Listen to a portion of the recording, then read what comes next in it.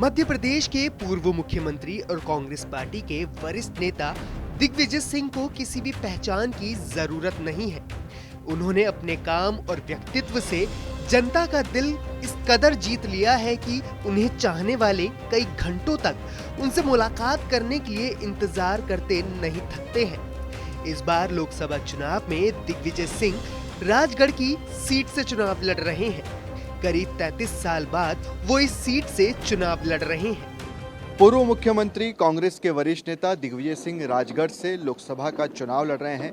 33 वर्षों के बाद वो इस सीट से चुनाव लड़ रहे हैं। ये गढ़ दिग्विजय सिंह का गढ़ है और उनके प्रचार प्रसार करने का अपना एक अलग तरीका है। इस वक्त जो आप घर देख रहे हैं ये गांव सलेहपुर है। चूँकि दिग्विजय सिंह जो राजगढ़ की जितनी भी विधानसभा सीटें हैं वहाँ पर पदयात्रा करते हैं और पदयात्रा के दौरान जिस भी गांव में वो ख़त्म होती है वहीं पर ठहरते हैं। अभी इसी घर में रुके हुए हैं और बाहर उनके समर्थकों का, ग्रामीणों का जमावड़ा भी है। उनसे भी बातचीत करते हैं, पूछते हैं आखिरकार क्या माहौल है यहाँ पर, दिग्विजय सिंह क्या इस बार चुनाव जीतेंगे और कितनी मेहनत करने की ज़रूरत है, क्या इस बार मोदी लहर का असर भी रहने वाला है। आपसे बातचीत करते हैं। आप बताइए क्या नाम है आपका? पुरुषोत्तम दांगी, ब्यावरा से पूर्व विधायक। अच्छा, आप बताइए क्या माहौल है इस बार दिग्विजय सिंह को लेकर, क्या सोच रही है जनता, क्या नज़र आ रहा है आपको, आप भी जब ग्राउंड पर जा रहे हैं? इस बार जनता ये सोच रही है कि आदरणीय दिग्विजय सिंह साहब जो हमारे प्रदेश के पूर्व मुख्यमंत्री रहे हैं और अभी वर्तमान में राज्यसभा सांसद हैं और 10 साल तक मुख्यमंत्री रहते हुए राजगढ़ जिले के लिए हमेशा उनके दरवाजे खुले रहे हैं। इसलिए लोगों के दिल अब राजा साहब के लिए खुले हुए हैं और जो भारतीय जनता पार्टी के उम्मीदवार हैं जिन्होंने 10 साल में एक अपना चेहरा गांव में किसी गांव में नहीं दिखाया और किसी सरपंच के कहने से मुझे नहीं लगता इक्का दुक्का कहीं दी होगी तो सांसद निधि दी है। सिर्फ टैंकर और प्रतीक्षालय इस तरह के काम उन्होंने किए हैं और लोग बताते हैं कई बीघा तो जमीन कर ली, कई वेयर हाउस, इस तरह के बहुत सारे आरोप और भी कुछ आरोप हैं। सभी से बातचीत करते हैं। आप बताएं इस बार मोदी लहर का असर रहेगा या फिर प्रत्याशी वर्सेस प्रत्याशी का चुनाव होने वाला है? देखो, यहाँ राजगढ़ लोकसभा में कोई किसी की लहर नहीं है। यहाँ जो कांग्रेस के उम्मीदवार है दिग्विजय सिंह जी, उनने इतना बो रखा है इस जिले को 50 साल की उनकी राजनीतिक जीवन की जो सेवा है उसमें कि चाहे भाजपा का हो चाहे कांग्रेस का, हर घर का हर व्यक्ति का उनने काम किया है। यहाँ सिर्फ दिग्विजय सिंह जी की लहर चल रही है और कांग्रेस 100% चुनाव जीतेगी। इस तरह के नेता कम ही दिखाई देते हैं जो पदयात्रा करें, गाँव में रुकें, किसी कार्यकर्ता के अपने घर रुक गए, वहाँ से फिर यात्रा की शुरुआत करें। इससे कनेक्शन अच्छा बनता है जनता के बीच। हाँ, जनता से जुड़ाव होगा तो जनता आपको साथ देगी, जनता तो जनार्दन होती है। आप बताएं आपका क्या नाम है? नीतीश चौहान। क्या मुद्दे रहने वाले हैं इस राजगढ़ सीट पर? यहाँ के लोकल मुद्दे रहेंगे या फिर जो पूरे देश में चलता है वन मैन मोदी? मोदी लहर तो कहीं है ही नहीं, यहाँ तो सिर्फ दिग्विजय सिंह है और बाकी जगह भी देश में भी देखो समय ही बताएगा। दिग्विजय सिंह 33 वर्षों के बाद चुनाव लड़ रहे हैं यहाँ से। एक बार फिर से राजगढ़ की जनता का भरोसा उन्हें मिलेगा? उनका परिवार है राजगढ़ जिला, भरोसा क्यों नहीं, बिल्कुल जीतेंगे, विजय होंगे। इससे पहले वो भोपाल से चुनाव लड़े, 2019 का चुनाव हार गए वो।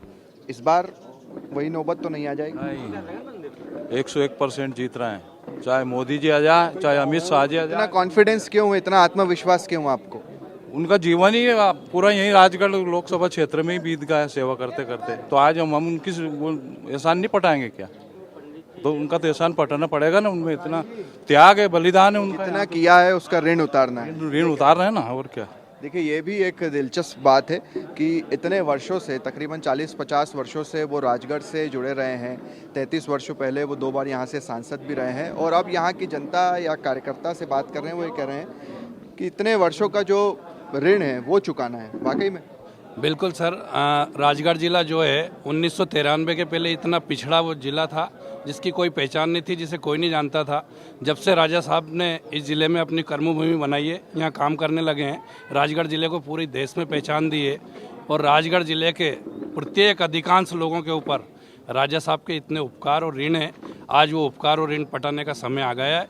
निश्चित रूप से राजा साहब का जो ऋण और एहसान है उसे पटाने के लिए पूरी राजगढ़ ज़िले की जनता सब कुछ भूल के राजा साहब के लिए लगी हुई है और जो मोदी लहर का दिखावा कर रहा है ना, ये कोई लहर वहर नहीं है। सिर्फ एक और महत्वपूर्ण मुद्दा आया था, वो है राम मंदिर का, कि कांग्रेस ने जो न्योता था राम मंदिर प्राण प्रतिष्ठा का, उसे ठुकरा दिया था। उसका भी असर इस चुनाव में दिखाई देगा, मानते हैं आप इसे? देखिए, ये मुद्दा सिर्फ भाजपा ने बनाया हुआ है।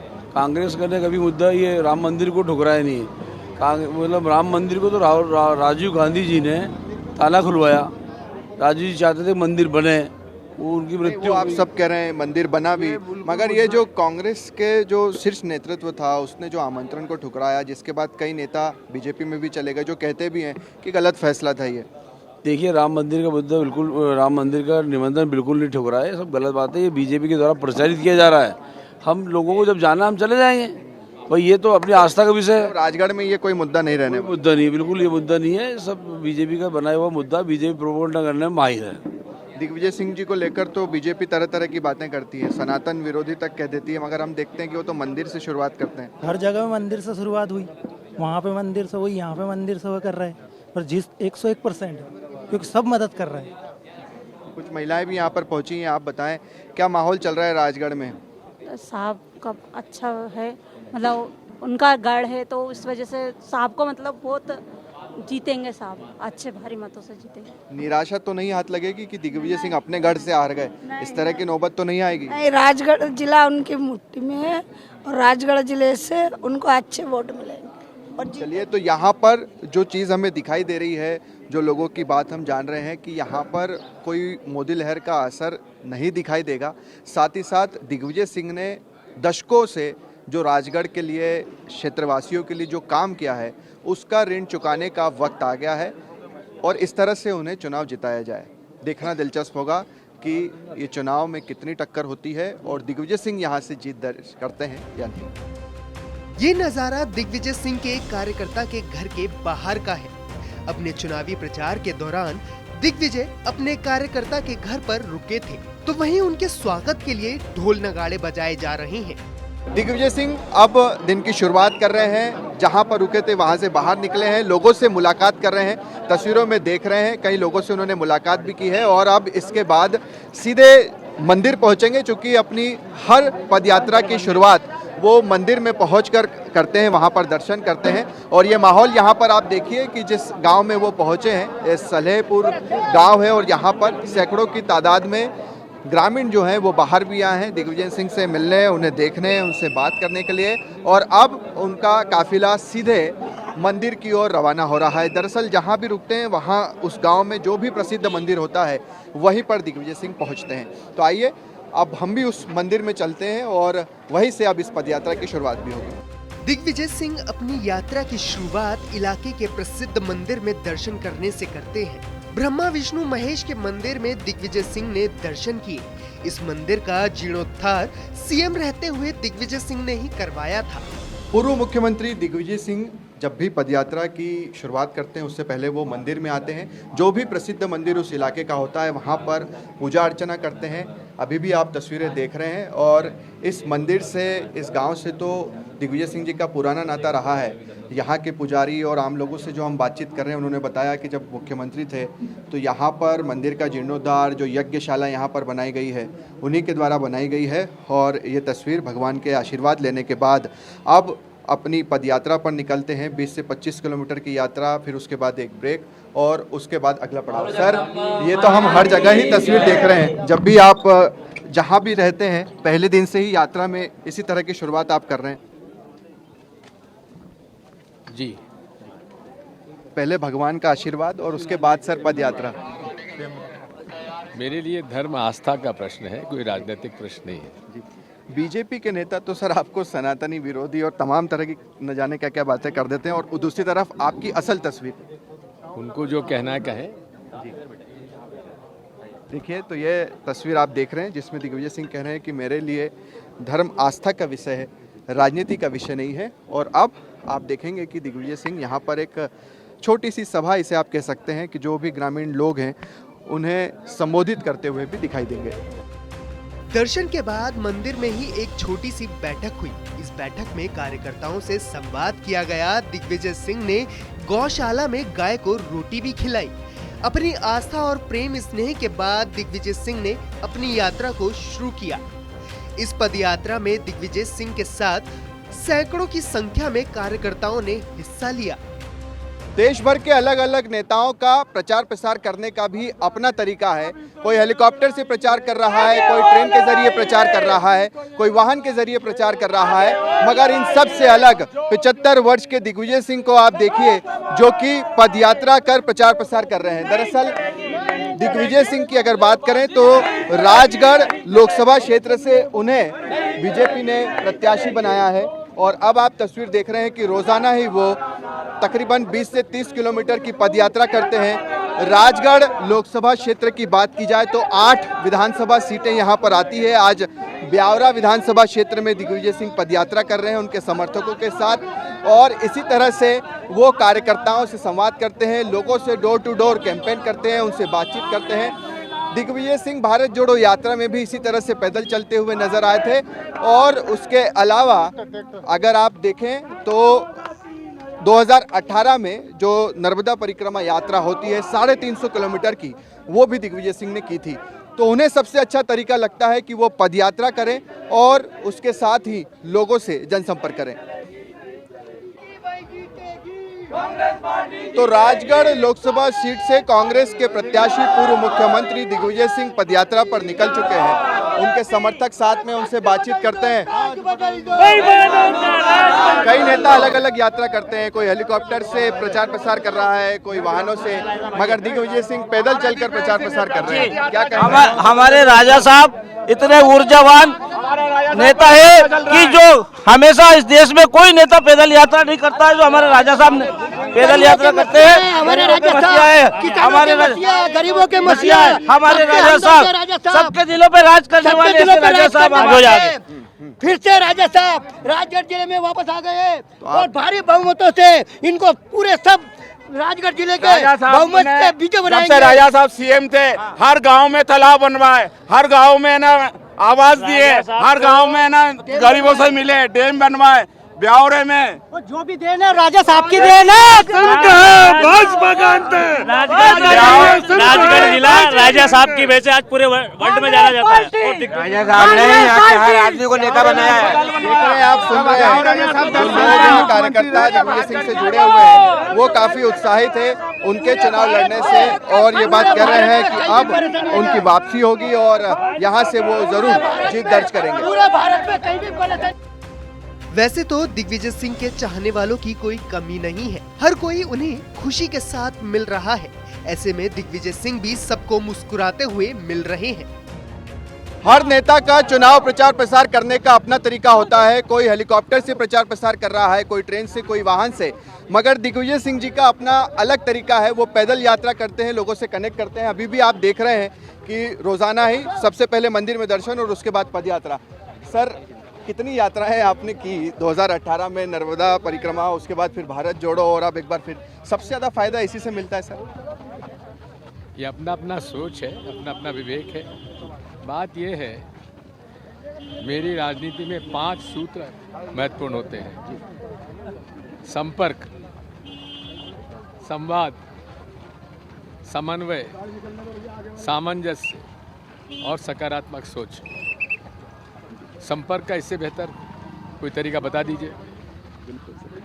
सर, इतनी उम्र हो गई है, थकान तो सबको होती है, आपको भी होती होगी। कल भी आप रात के 2-3 बजे आए, उसके बाद सुबह से फिर अब चल दिए।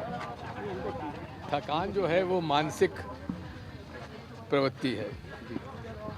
आप सोचने लगते मैं थक गया, थक गई। आप क्या नहीं थका? नहीं थके। यहाँ पर हम लोगों से बातचीत कर रहे हैं सर, वो लोग कह रहे हैं कि राजा साहब का ऋण उतारना है। ऋण यानी कि जितनी उन्होंने 50 साल में लोगों की सेवा की है, लोगों के लिए काम किए हैं। राजगढ़ उनका घर है, सही कहा उन्होंने, लेकिन मैं उसे ऋण नहीं मांगता, क्योंकि ये कोई एहसान मैंने उन पर नहीं किया है। उन्होंने मुझे चुना, मेरे को सम्मान दिया, मुझे उस लायक बनाया कि मैं उनकी मदद कर सकूं। तो ये ऋण नहीं है, तो मेरा कर्तव्य और दायित्व है। सर, 33 वर्षों के बाद आप चुनाव लड़ रहे हैं राजगढ़ से। 2019 में आप भोपाल से लड़े। इस बार सर, क्योंकि भोपाल में तो हम पिछली बार भी मिले थे, आपने अब वोट नहीं डाल पाए थे, अपना वोटर भी चेंज करवाया था। क्या कारण रहा कि सर आपने भोपाल की जगह राजगढ़ को चुना? ये तो पार्टी तय करती, मैं तय नहीं करता। शुरुआत में आपका बयान आया था सर, जिसमें आपने कहा था कि अभी तो 2.5 साल का कार्यकाल बचा है राज्यसभा का, आप चुनाव नहीं लड़ना चाहते, फिर क्या कुछ हुआ? भाई जब पार्टी का आदेश हुआ कि सब लोग भाग रहे हैं, चुनाव नहीं लड़ना चाह रहे हैं, तो तुम भी क्या भागोगे? मैंने कहा नहीं, भागूंगा नहीं। जो राहुल गांधी कहते हैं डरो मत, डरो मत। मगर सर दूसरी तरफ अमेठी से अभी तक राहुल गांधी तय नहीं कर पा रहे हैं कि चुनाव वहाँ से लड़ना है या नहीं लड़ना है। तय हो जाएगा। लड़ेंगे आपको लगता है? मुझे लड़ना चाहिए?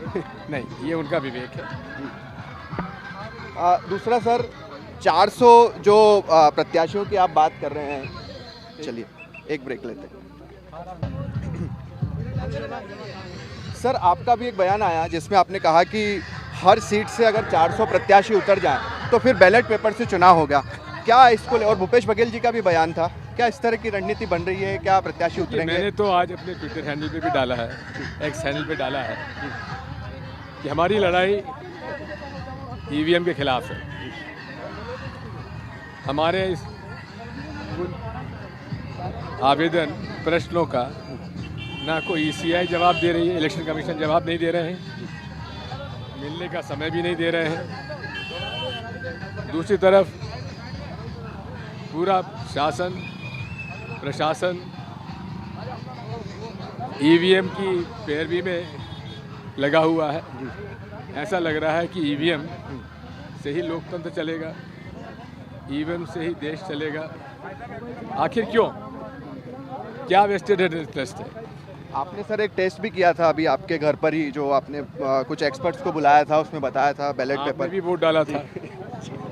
आपने वोट डाला किसी को और छपा कोई दूसरा, हुआ था कि नहीं हुआ था? बिल्कुल हुआ था सर। शिवराज सिंह चौहान से हमने ये सवाल पूछा सर, जो भी उन्होंने कहा कि ये तो हार का डर सता रहा है, ईवीएम पर ठिकरा फोड़ने वाली बात हो गई कि पहले ईवीएम का बोल दो, बच जाएंगे। हम तो कह रहे हैं ये 384 वाला जो इन्होंने बनाया हुआ है, ईवीएम का कोई प्रश्न चिन्ह न लगाए, इसलिए इतना कठोर कर दिया। पहले 64 था, अब 384 कर दिया। तो बात यही है, ईवीएम प्रेम इतना क्यों है भाई? और ईवीएम प्रेम है तो हमें वीवीपैट स्लिप दिखाओ मत, हमारे हाथ में दे दो, चल कराओ ईवीएम, हमें फर्क नहीं पड़ेगा। दूसरा सर, कांग्रेस के कार्यकर्ता नेता लगातार सिलसिला जारी है, कल भी गौरव वल्लभ चले गए, इससे पहले सुरेश पचौरी चले गए, और भी कई नेता हैं। इसको लेकर आप क्या देखते हैं? पार्टी कमज़ोर हो रही है इससे? बिल्कुल नहीं, मजबूत हो रही है, क्योंकि नए लोग जुड़ रहे हैं। जिन लोगों ने पद का दुरुपयोग करते हुए खाया कमाया, वो सब छोड़ के भाग रहे हैं, क्योंकि बीजेपी का दबाव है। गौरव वल्लभ से मुझे ये उम्मीद नहीं थी, सुरेश पचौरी जी से उम्मीद थी सर। खैर उसके बारे में कुछ नहीं कहूँगा। दूसरा सर, हम देख रहे हैं कि अरविंद केजरीवाल अब जेल में हैं, चुनाव शायद छूट गए हैं अब तो, छूट गए हैं अब तो जी। हाँ। मगर अभी गए, संजय सिंह गए, मनीष सिसोदिया, लगातार हेमंत सोरेन, चुनाव इसकी टाइमिंग को लेकर सवाल खड़े होते हैं कि लोकसभा का चुनाव उठे होते हैं। क्या यही लोकतंत्र है देश में? क्या यही मदर ऑफ डेमोक्रेसी है? मैं मोदी जी से पूछना चाहता हूँ। ये कोई अच्छा लक्षण नहीं है, न संविधान के लिए न लोकतंत्र के लिए। इससे पहले सर विधानसभा का जब चुनाव था तो भूपेश बघेल पर भी एफआईआर हुई थी, वो पूरा जो मामला चल रहा था, उससे भी क्या डिस्टर्ब हुआ? फिर वो पूरा चुनाव हार मिली छत्तीसगढ़ में। सर देखिए, भाजपा जो है, विशेषकर मैं पूरी भाजपा को दोष नहीं देता हूँ, एक ये जोड़ी है नरेंद्र मोदी जी और अमित शाह जी की, इन्होंने इस प्रकार का कब्जा कर लिया है पूरे तंत्र पे कि जो उनकी बात नहीं मानेगा उसके यहाँ ईडी, आईटी, सीबीआई होगा, जेल जाएगा। तो जो लोग घबराते हैं सब भाग रहे। गठबंधन को लेकर सर आप तो भाजपा के बड़े बड़े नेता घबराए हुए हैं, आरएसएस घबराई हुई है। इंडिया गठबंधन को लेकर सर आप क्या सोचते हैं और कितनी सीट आएगी? क्योंकि बीजेपी तो कह रही है कि एनडीए 400 पार जाने वाला है। यही आत्मविश्वास जो है ना, ये शंका पैदा करता है कि जब आपने पहले से घोषणा कर दी इतनी सीटें आएंगी, तो फिर ये शंका दिमाग में आती है, ये जिस अहम और अहंकार से ये कह रहे हैं, क्या ईवीएम का मैनिपुलेशन पर भरोसा नहीं है इनका? तो आप क्या सोचते हैं सर, इंडिया गठबंधन की कितनी सीटें आ सकती है पूरे देश में? ऐसा कोई नंबर आप भी, अगर आपने स्टडी किया हो, यहाँ हम जीत सकते हैं? देखिए, जहाँ तक मध्य प्रदेश का सवाल है, मध्य प्रदेश में लगभग 10 से 12 सीटें अगर ईमानदारी से हुई तो 10 से 12 सीटें कांग्रेस की आना चाहिए। मगर सर रिकॉर्ड जो 10 साल के हैं 2014 और 2019 का ठीक नहीं है। खेल था। इस बार भी तो सर आप वही कह रहे हैं कि हो सकता है ईवीएम का। इसलिए हमें राजगढ़ में हर बूथ पर 100 वोट कांग्रेस के बढ़ाने हैं, ये लक्ष्य है हमारा। जाकर गड्ढा पूरेंगे हम लोग। जीतू पटवारी किस तरह के अध्यक्ष दिख रहे हैं सर? लोग कह रहे हैं कि देखिए उनके अध्यक्ष बनते इतने सारे कार्यकर्ता नेता पार्टी छोड़कर चले गए। ये वो लोग कह रहे हैं जिनको केवल शिकायत करना आती है। नौजवान है, आकर्षक है, लड़ाकू है।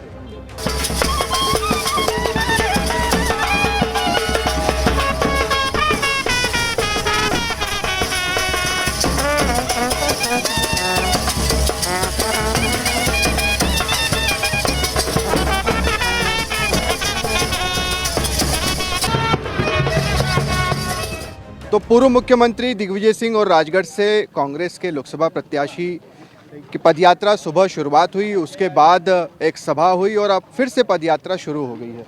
और इसी तरह से ये सिलसिला लगातार चलता रहता है।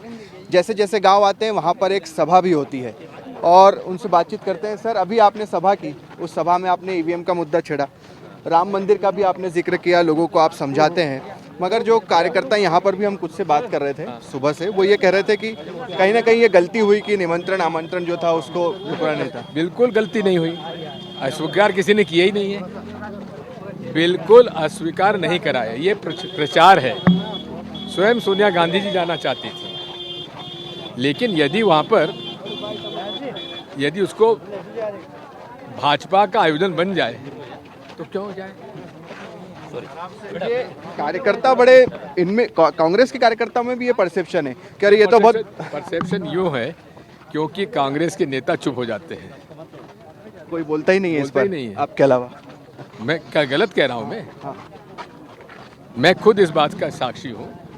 सोनिया जी खुद जाना चाहती थी, तो क्यों नहीं गए सर? भाई आपने देखा आयोजन? देखा सर। वहाँ पे मंच पे कौन लोग थे? प्रधानमंत्री जी थे, मोहन भागवत जी थे, योगी आदित्यनाथ थे और बाकी जो सेलिब्रिटी जी किस हैसियत से थे?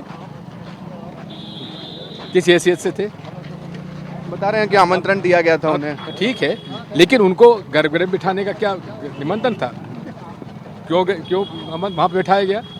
अरे गर्भगृह में पूजा जोड़े से होती है, जजमान जोड़े से बैठते हैं। वो चारों जो बैठे थे क्या जोड़े से बैठे थे? क्या जसोदा बहन उनके साथ थी क्या? मोदी जी के साथ? महंत आदित्यनाथ की तो शादी नहीं हुई है। आनंदी बेन पटेल के पति थे वहाँ क्या? मोहन भागवत जी की शादी नहीं हुई है। तो जजमान ऐसे काहे को बिठाए जिनकी खुद की शादी नहीं हुई है या जो अपनी पत्नी को नहीं रखते?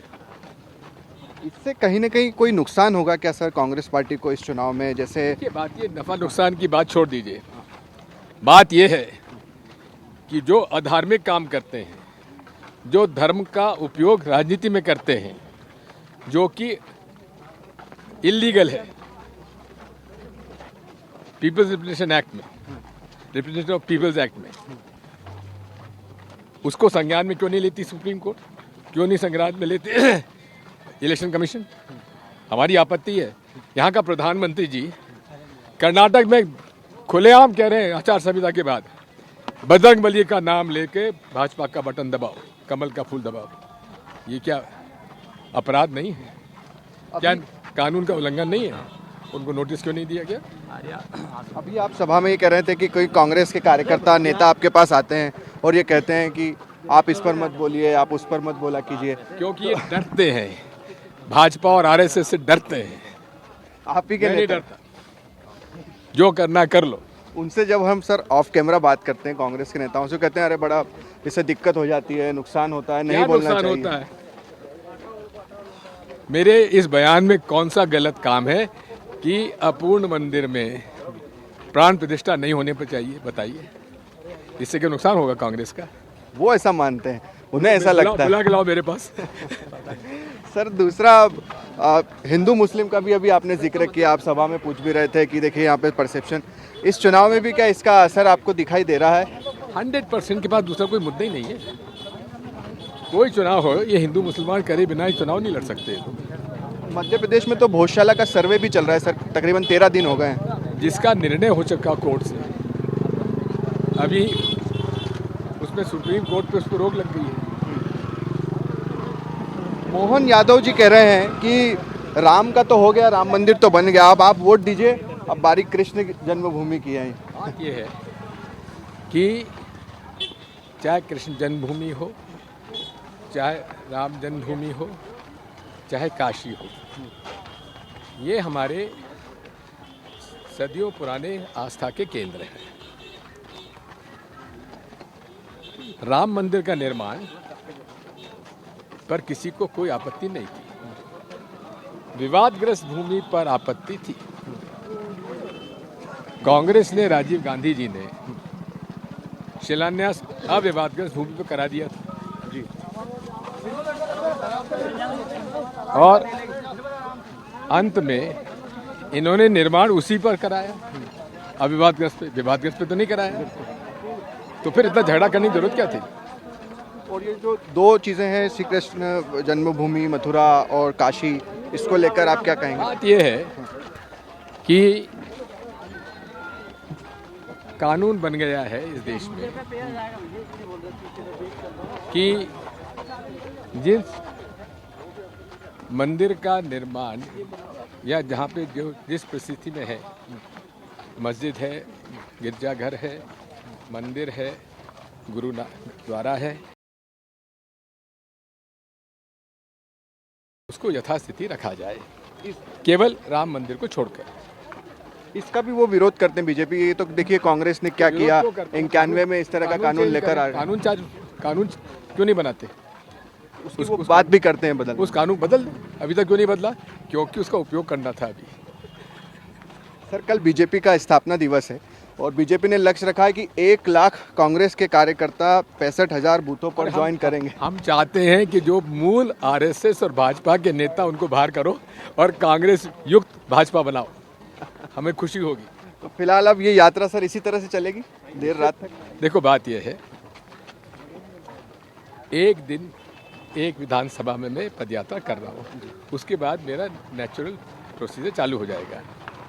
तो आज ये 6ठा दिन है और अब चांचो और राघवगढ़ रह गया है, वो मैं 7 और 8 को करूँगा। राघवगढ़ में ज़रूरत है सर प्रचार प्रसार की, आपको जाने की? हर जगह, हर जगह। चलिए, दिग्विजय सिंह जी हमारे साथ एक्सक्लूसिव बातचीत कर रहे थे, उनकी पदयात्रा का हिस्सा हम भी बने हुए हैं। लगातार वो खुद कनेक्ट करते हैं लोगों से और साथ ही साथ उन्होंने तमाम मुद्दों पर हमसे बातचीत भी की। करीब 8 किलोमीटर चलने के बाद दिग्विजय सिंह एक छोटी सी सभा करते हैं। यहाँ लोगों को तमाम मुद्दों के बारे में वो समझाते हुए नजर आते हैं। हमारे यहाँ बताइए, संसदीय प्रणाली है कि राष्ट्रपति प्रणाली है? संसदीय प्रणाली में वोट किसको मिलता है? प्रत्याशी को। जो यहाँ से चुनाव लड़ रहा हो उसको वोट दे रहे हो आप, तो मोदी जी कहाँ बीच में आ गए? ये बात ये है कि इनकी तो सोच समझ में ये हो गया है, कुछ मत करो, कहीं जाने की जरूरत नहीं है। मोदी जी है ना, ईवीएम मशीन है ना, जितना नहीं, वही 10 साल से राजगढ़ के मतदाताओं से हो रहा है। न आओ न जाओ, अपना जुगाड़ फिट करो और काम चलाओ।